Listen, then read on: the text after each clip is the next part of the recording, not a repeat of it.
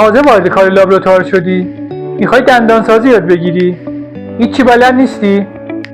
نگران نباش، با من باش تا تمامی مراحل این صنفو بهت یاد بدم، از مرحله قالبگیری تا مرحله پورسلنگذاری و پودرگذاری.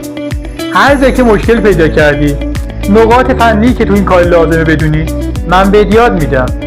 با ما باشید با کانال دنت پرو. سلام دوستان، بنده باقریان هستم. اگر تازه وارد حرفه دندانسازی شدین، میخواین بخشایی از کار رو یاد بگیرین، یا بعضا جاهایی از کار مشکل دارین و نمیتونین رو حل کنین، یا بعضا کاراتون خراب میشه، بنده در کنار شما هستم تا تمامی بخشای این کار و نقاط و مشکلاتی که در حین کار انجام میشه رو بهتون یاد بدم. صرف ایجاد این کانال یادگیری تمام نقاط فنی مراحل مختلف لابراتوار دندانسازی هستش. ما سعی خواهیم کرد بهترین و کوتاه‌ترین راه و بهترین راه حل ممکن رو به شما معرفی کنم. لازمه یادآوری کنم اگر میخوایم وارد حرفه دندانسازی بشین، این کار رو به صورت اصولی و علمی یاد بگیرید، چرا که عملکرد شما ارتباط مستقیمی با سلامتی و زیبایی بیمار داره.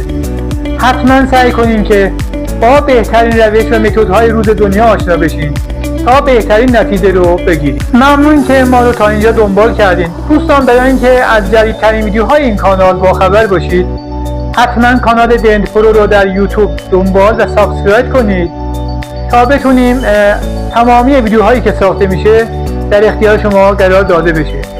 ممنونم، به امید دیدار.